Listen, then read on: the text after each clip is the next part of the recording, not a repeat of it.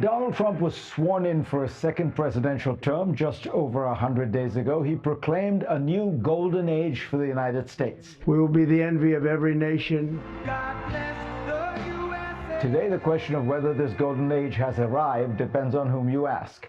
But one thing is clear: Trump has profoundly shaken up American domestic and foreign policy. I want to bring in two great historians and authors for their viewpoints on the start of Trump 2.0. Jon Meacham won a Pulitzer-prize for biography, and most recently he has written introductions to new hardcover editions of the Federalist Papers and the Declaration of Independence and the Constitution of the United States. Both come out later this year. And Niall Ferguson is a historian and senior fellow at Stanford University's Hoover Institution. Niall, fair to say that this is the most consequential 100 days since Franklin Roosevelt's?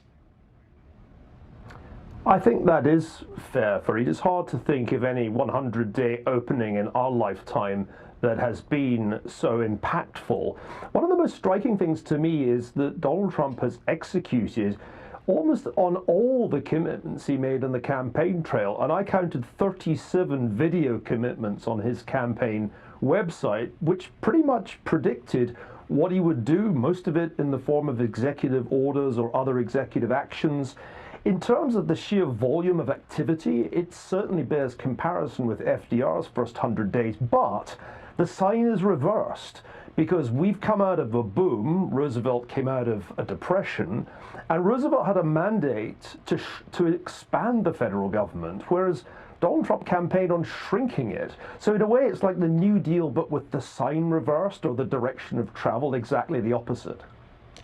John, that is, it seems to me, the striking feature, not just that Trump is sort of trying to tear down while FDR was trying to build up, but Trump is really, after 85, whatever it is, years, trying to deconstruct the edifice that Franklin Roosevelt built.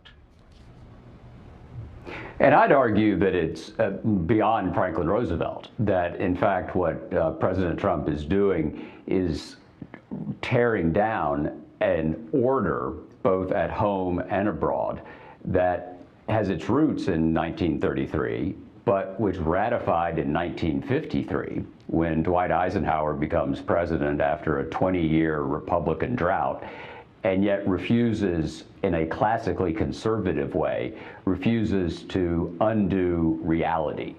He wants to manage the world as he finds it, as opposed to revolutionize it. And that creates a conversation, really, a kind of consensus about the role of the state in the marketplace, about America's role in the world, that really was the dominant conversation until 2017, until the first Trump term. A brief restoration of that conversation under President Biden, and now a re-interruption, I guess, if that's the right term. And I think that that's what we have to conjure with, and I think what Americans through the economic prism are conjuring with is, do we really want to undo the entire New Deal, Fair Deal, Eisenhower, and indeed Reagan order? Niall, you point out in a piece you wrote on Substack that while there is a lot of flurry, and some of these executive orders have big effects, on something like the core fiscal issues, there actually hasn't been very much done. Well, the key problem that Donald Trump faces in his second term is that the debt is much larger than it was 8 years ago. It's over 100% of GDP. It's like the debt at the end of World War II, and interest payments are absorbing a rising share of government spending and of GDP. In fact, they exceed the defense budget at this point for the first time in a long, long time. The other problem, which is closely related, is that although Donald Trump is radical on certain issues, notably trade, he long ago committed to keep his hands off Social Security and Medicare. And as those are the two biggest line items in the federal budget, that means it's not really full repeal of the New Deal in the way that John has just said. It's a partial turning back of the clock. But the key issue, Fareed, and I think we need to focus on it, is the tariffs. The way that Trump most obviously wants to turn the clock back is to turn it back to the time of William McKinley, the one president he referred to most frequently in the campaign last year. McKinley was president in the late 1890s.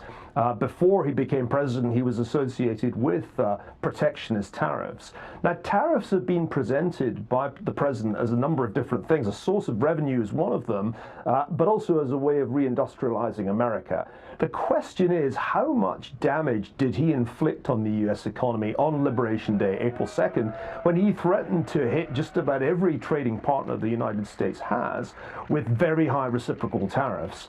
And I think that's going to determine whether the first 100 days turns into the overture to a golden age, or in fact the overture of the prelude to a recession.